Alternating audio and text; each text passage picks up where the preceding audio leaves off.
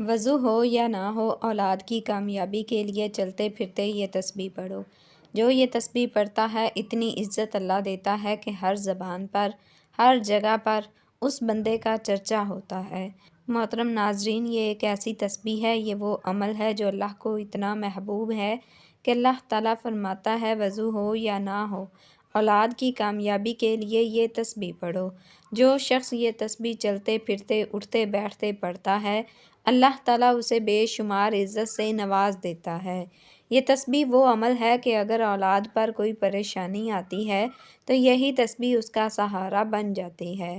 یہ تسبیح آسانی پیدا کرتی ہے۔ محترم ناظرین، یہ تسبیح عام نہیں ہے، یہ ان لوگوں کے لیے ہے جو سچے دل چاہتے ہیں کہ ان کی اولاد زندگی کے ہر میدان میں کامیابی و کامرانی حاصل کرے۔ وہ تسبیح کون سی ہے، وہ عمل کون سا ہے، یہ جاننے کے لیے ویڈیو کو آخر تک دیکھیے، کیونکہ آج ہم آپ کے لیے وہ عمل لائے ہیں جو آپ کی اولاد کو مصیبتوں سے بچائے گا انشاءاللہ۔ محترم ناظرین، دنیا کی ہر حاجت، ہر دکھ، ہر بیماری اور ہر تنگی کا علاج کسی نہ کسی ذکر میں، کسی تسبیح میں لازمی موجود ہوتا ہے۔ ہماری آج کی تسبیح بھی ایک ایسی پیاری تسبیح ہے کہ جس میں انسان کی خواہشات، اس کی حاجات کی تکمیل موجود ہے۔ یہ الفاظ نہ صرف زمین پر کہے جاتے ہیں بلکہ آسمانوں میں فرشتے، انبیاء اور مقربین بارگاہ الہی کی زبان پر بھی یہ کلمات جاری رہتے ہیں۔ یہی وہ تسبیح ہے جو حضرت محمد مصطفیٰ صلی اللہ علیہ وسلم کی سب سے پسندیدہ تسبیح ہے، اور جو کوئی اپنی اولاد کی کامیابی کے لیے اس تسبیح کو پڑھے گا تو اللہ تعالیٰ اس کی اولاد کو دن دگنی رات چگنی ترقی عطا فرمائے گا۔ ناظرین، جب ہم حضور اکرم صلی اللہ علیہ وسلم کی سیرت پر نظر ڈالتے ہیں تو آپ کی دعوت دین کی بنیاد بھی اسی تسبیح پر رکھی گئی۔ یہ وہ عظیم کلمہ ہے جس نے کفر و شرک کی تاریکی کو چیر کر ایمان کی روشنی پھیلائی۔ یہی کلمہ تھا کہ جس کی صدائیں مکہ کی گلیوں میں گونجتی تھیں، اور یہی کلمہ تھا کہ جس پر صحابہ کرام نے اپنی جانیں قربان کیں۔ حضرت بلال رضی اللہ تعالیٰ عنہ کی اذیتیں، حضرت خباب رضی اللہ تعالیٰ عنہ کی قربانیاں، حضرت یاسر رضی اللہ تعالیٰ عنہ اور حضرت سمیہ رضی اللہ تعالیٰ عنہ کی شہادتیں سب اس تسبیح کے سبب تھیں۔ ناظرین، دنیا کے اندر جتنے بھی انقلاب آئے، جتنی بھی اصلاحی تحریکیں برپا ہوئیں، ان میں سب سے زیادہ کامیاب اور پائیدار انقلاب وہ تھا جو اللہ کے آخری نبی حضرت محمد صلی اللہ علیہ وسلم نے لایا۔ یہ انقلاب محض حکومت یا معاشرتی تبدیلی کا انقلاب نہیں تھا، بلکہ یہ دلوں کا انقلاب، اخلاق کا انقلاب، عقیدے کا انقلاب اور انسانیت کو حیوانیت سے نکال کر رب کی طرف لوٹانے کا انقلاب تھا۔ آپ صلی اللہ علیہ وسلم نے جن حالات میں دین اسلام کی دعوت کا آغاز فرمایا، وہ معاشرہ عقیدوں میں بگڑا ہوا، رسم و رواج میں الجھا ہوا، اخلاقی پستی میں گرا ہوا اور ظلم و جبر سے آلودہ تھا۔ ایسے ماحول میں جب ہر طرف شرک، ظلم، ناحق خون ریزی، زنا، سود اور ظلم کا بازار گرم تھا، تو اللہ تعالیٰ نے اپنے محبوب صلی اللہ علیہ وسلم کو مبعوث فرمایا تاکہ وہ لوگوں کو اندھیروں سے نکال کر نور کی طرف لائیں۔ نبی کریم صلی اللہ علیہ وسلم کی دعوت کا پہلا اور بنیادی پیغام توحید تھا۔ آپ نے سب سے پہلے جس بات کی طرف لوگوں کو بلایا وہ یہ تھی، لا الہ الا اللہ محمد الرسول اللہ، یعنی اللہ کے سوا کوئی معبود نہیں، محمد صلی اللہ علیہ وسلم اللہ کے رسول ہیں۔ یہ کلمہ اس پورے باطل نظام کے خلاف ایک اعلان جنگ تھا جس پر عرب معاشرہ قائم تھا، کیونکہ وہ تو بتوں کو پوجتے تھے، ان کی رسومات اور معاشرت بت پرستی پر مبنی تھی۔ توحید کا پیغام صرف ایک نظریہ نہیں تھا، بلکہ وہ پورے معاشرے کو بدلنے کی تحریک تھی۔ حضور صلی اللہ علیہ وسلم نے دین کی دعوت کے آغاز میں سب سے پہلے اپنے قریبی لوگوں کو دعوت دی۔ آپ نے حضرت خدیجہ رضی اللہ تعالیٰ عنہا، حضرت علی رضی اللہ تعالیٰ عنہ، حضرت زید بن حارث رضی اللہ تعالیٰ عنہ اور حضرت ابو بکر صدیق رضی اللہ تعالیٰ عنہ کو اسلام کی طرف بلایا۔ یہ سب اسلام قبول کر گئے اور یوں دعوت دین کا پہلا قافلہ تیار ہوا۔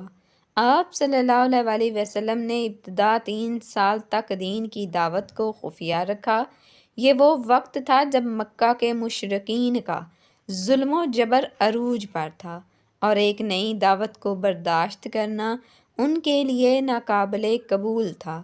آپ صلی اللہ علیہ وسلم نے لوگوں کو انفرادی طور پر بلایا اور دار ارقم کو مرکز بنایا۔ وہاں بیٹھ کر قرآن پڑھایا، ایمان کی باتیں کیں اور صحابہ کی تربیت کی۔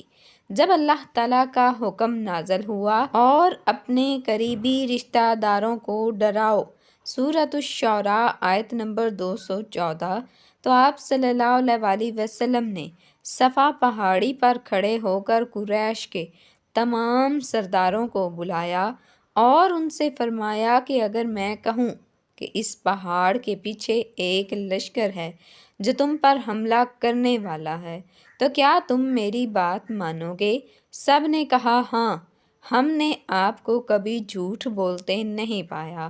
آپ نے فرمایا تو میں تمہیں خبردار کرتا ہوں کہ ایک سخت دن آنے والا ہے، اور پھر اللہ کی توحید کی دعوت دی۔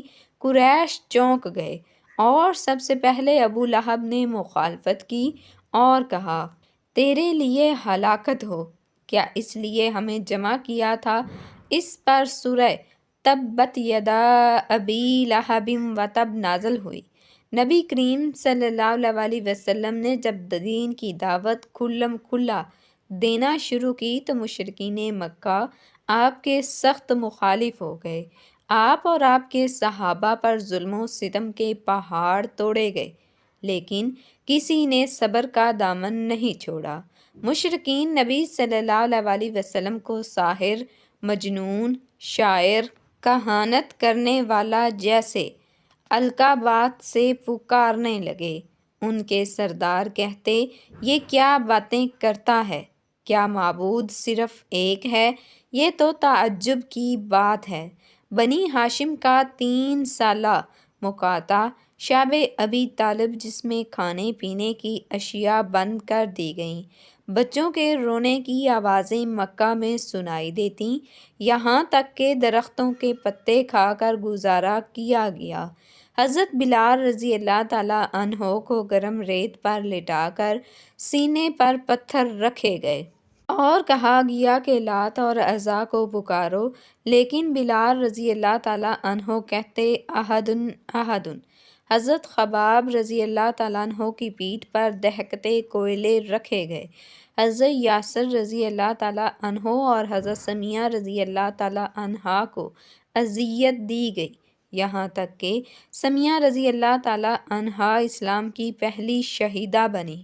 جب مکہ میں زمین تنگ ہو گئی تو آپ صلی اللہ علیہ وسلم طائف تشریف لے گئے کہ شاید وہ لوگ دین حق کو قبول کریں، لیکن وہاں کے سرداروں نے مذاق اڑایا اور عوام کو آپ صلی اللہ علیہ وسلم پر پتھر برسانے کو کہا، یہاں تک کہ آپ کے جسم مبارک سے خون بہنے لگا۔ آپ نے اس دکھ کی گھڑی میں بھی بد دعا نہیں کی، بلکہ فرمایا، اے اللہ میری قوم کو ہدایت دے، یہ نہیں جانتے۔ جب مکہ میں ظلم و ستم حد سے بڑھ گیا تو اللہ تعالیٰ کے حکم سے آپ صلی اللہ علیہ وسلم نے مدینہ کی طرف ہجرت فرمائی۔ مشرکین نے قتل کا منصوبہ بنایا، لیکن اللہ نے حفاظت فرمائی۔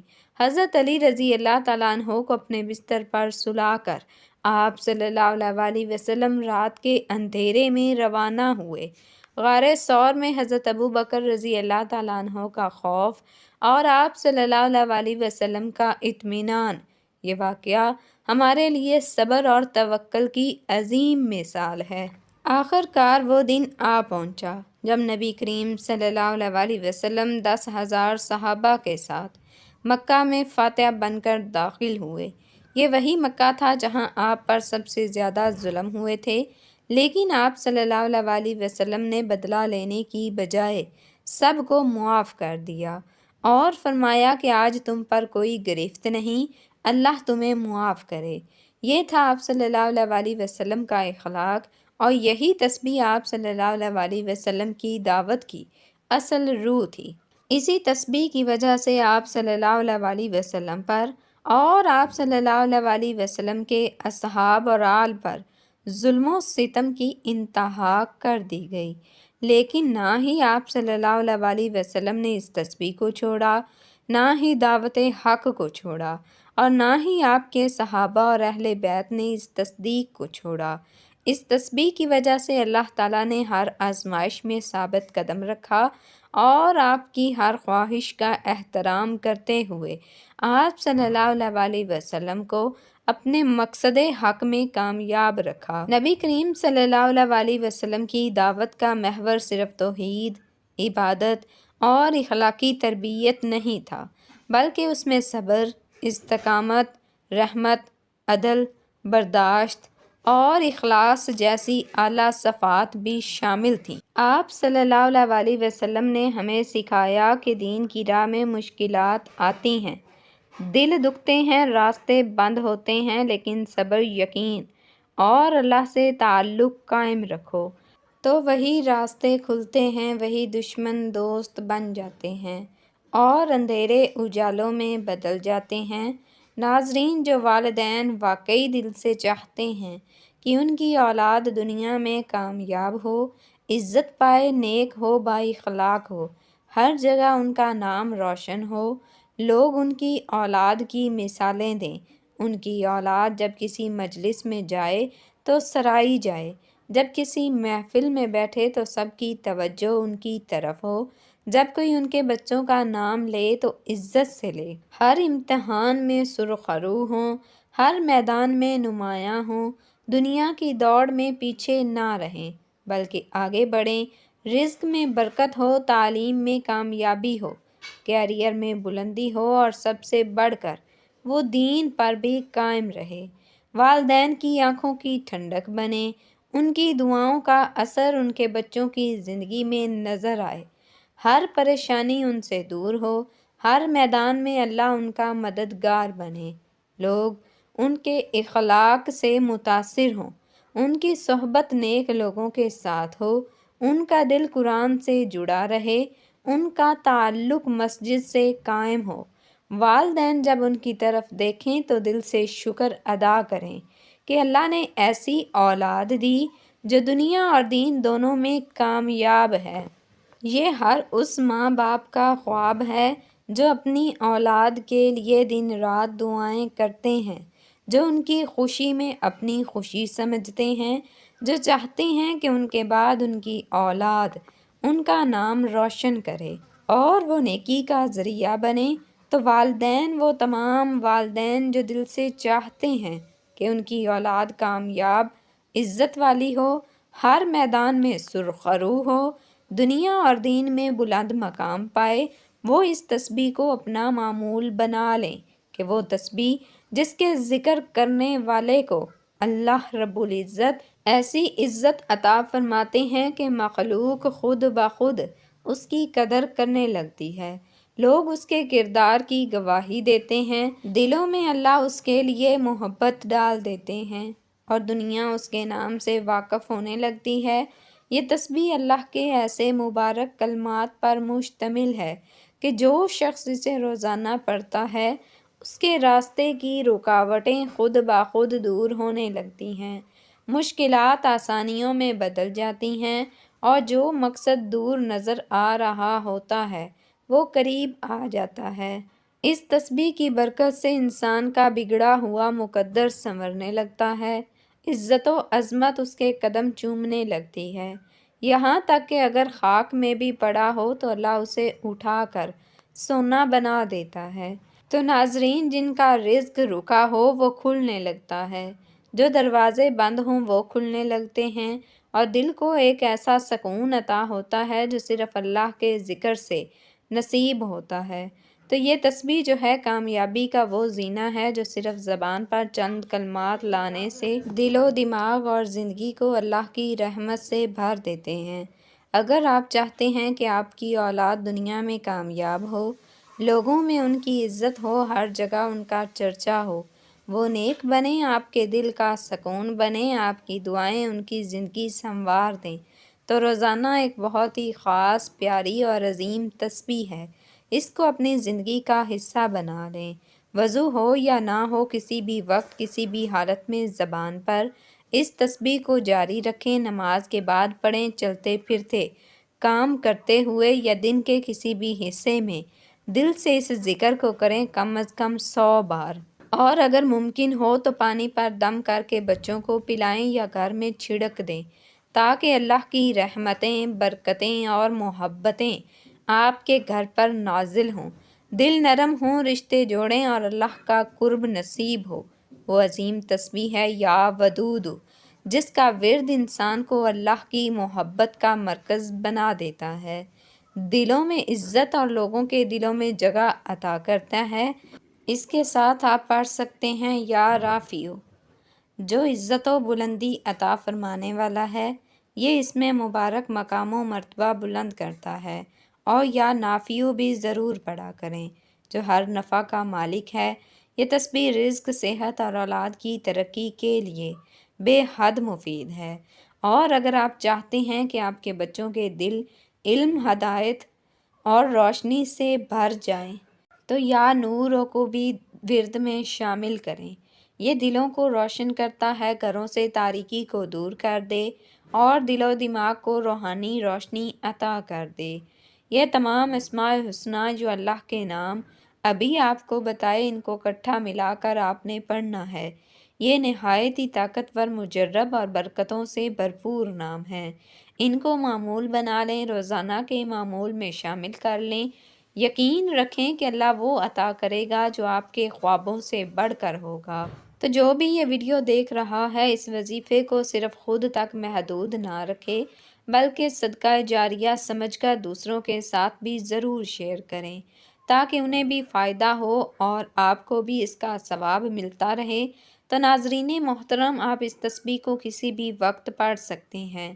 اس میں وقت کی کوئی قید نہیں، جگہ کی کوئی قید نہیں، آپ کو جب جہاں جیسے وقت مل جائے آپ اس تسبیح کو پڑھ سکتے ہیں۔ آپ اس کو کسی بھی نماز کے بعد پڑھنا چاہیں تو بھی پڑھ سکتے ہیں، فجر، ظہر، عصر، مغرب، عشاء، کسی بھی نماز کے بعد اس کو پڑھنا چاہیں تو یہ افضل عمل ہے۔ اگر آپ کسی نماز کے بعد نہیں پڑھ سکتے تو آپ چلتے پھرتے، اٹھتے بیٹھتے کہیں بھی اس تسبیح کو پڑھ سکتے ہیں۔ اس کے لیے ایک ہی شرط ہے کہ آپ نے اس تسبیح کو اللہ تعالیٰ کی ذات پر مکمل یقین اور بھروسہ کرتے ہوئے پڑھنا ہے۔ آپ نے سب سے پہلے نبی کریم صلی اللہ علیہ وسلم کی خدمت میں درود پاک کا نذرانہ پیش کرنا ہے، کیونکہ ہر نیکی کی ابتدا درود سے ہوتی ہے۔ میرے سال حصول ثواب کے لیے درود ابراہیمی ایک دفعہ پڑھ لیں۔ اللہم صلی علی محمد وعلی آل محمد کما صلیت علی ابراہیم وعلی آل ابراہیم انک حمید مجید۔ اللہم بارک علی محمد وعلی آل محمد کما بارکت علی ابراہیم وعلی آل ابراہیم انک حمید مجید۔ درود پاک پڑھنے کے بعد آپ نے یہ سب سے افضل ذکر یعنی لا الہ الا اللہ، اس کی مکمل ایک تسبیح پڑھنی ہے۔ جب آپ نے 99 مرتبہ لا الہ الا اللہ پڑھ لیا تو آپ نے آخری مرتبہ پہلا کلمہ پورا پڑھنا ہے، یعنی لا الہ الا اللہ محمد الرسول اللہ۔ جب آپ یہ مکمل تسبیح پڑھ لیں تو اس کے بعد آپ نے ایک تسبیح یا ودود یا رفیع یا نافع یا نور کی ایک تسبیح پڑھنی ہے۔ ان 4 ناموں کو ملا کر پڑھیں گے تو ایک شمار ہوگا۔ اس طرح آپ نے ان 4 ناموں کو ملا کر پڑھنا ہے اور 100 دانے کی ایک مکمل تسبیح پڑھنی ہے۔ پھر آپ نے 33 مرتبہ تیسرے کلمے کا ورد کرنا ہے، جو کہ یہ ہے سبحان اللہ والحمد للہ ولا الہ الا اللہ واللہ اکبر ولا حول ولا قوۃ الا باللہ العلی العظیم۔ اس عظیم کلمے کے اندر اللہ کی پاکیزگی، شکر گزاری، توحید اور کبریائی جمع ہے۔ اس کا ترجمہ ہے اللہ پاک ہے، تمام تعریف اللہ کے لیے، اللہ کے سوا کوئی معبود نہیں، اور اللہ سب سے بڑا ہے۔ یہ کلمات جنت کے خزانے ہیں۔ نبی کریم صلی اللہ علیہ وآلہ وسلم نے فرمایا، یہ کلمات میرے لیے دنیا و مافیہ سے بہتر ہیں۔ اس وظیفے کی بدولت اللہ تعالیٰ آپ کی اولاد کو زندگی کے ہر میدان میں کامیابی عطا کرے گا۔ ہر جگہ آپ کی اولاد کی کامیابی کے چرچے ہوں گے۔ اللہ تعالیٰ ان کو بہت زیادہ عزت عطا کرے گا اور ان کی تمام مصیبتیں دور کرے گا انشاءاللہ۔ ناظرین، اللہ تعالیٰ کے ذکر میں وہ طاقت ہے جو قسمتیں بدل دیتی ہے، دلوں کو سکون دیتی ہے اور اولاد کے نصیبوں کو جگا دیتی ہے۔ جو بندہ اخلاص کے ساتھ، یقین کامل کے ساتھ یہ تسبیح پڑھتا ہے، اللہ تعالیٰ اس کے لیے عزت، رزق، محبت اور کامیابی کے دروازے ایسے کھول دیتا ہے جن کا وہ تصور بھی نہیں کر سکتا۔ پھر وہ جہاں بھی جاتا ہے، لوگ اس کے اخلاق، اس کے نور اور اس کے مقام کی گواہی دیتے ہیں۔ دنیا اسے عزت دیتی ہے اور آسمانوں پر فرشتے اس کے لیے دعا کرتے ہیں۔ اولاد فرما بردار ہوتی ہے، گھر میں رحمت نازل ہوتی ہے اور زندگی میں سکون اور برکت قائم ہو جاتی ہے۔ اس لیے اے مومن، وضو ہو یا نہ ہو، چلتے پھرتے اٹھتے بیٹھتے اس تسبیح کو اپنا معمول بنا لو، کیونکہ اللہ کے ذکر سے ہی دلوں کو اطمینان ملتا ہے اور اسی ذکر میں دنیا اور آخرت کی حقیقی کامیابی چھپی ہوئی ہے۔ دعا ہے کہ اللہ تعالیٰ ہمیں ہر وقت اپنے ذکر و اذکار کرنے کی توفیق عطا فرمائے، نیکی کی بات کو سننے، سمجھنے اور اس پر عمل کرنے کی توفیق عطا فرمائے۔ میرا سنانا اور آپ کا سننا اپنی پاک بارگاہ میں قبول و منظور فرمائے، آمین۔ ناظرین، گزارش ہے کہ اللہ تعالیٰ کے 99 ناموں میں سے کوئی ایک نام لکھ کر کمنٹس میں ضرور شیئر کریں۔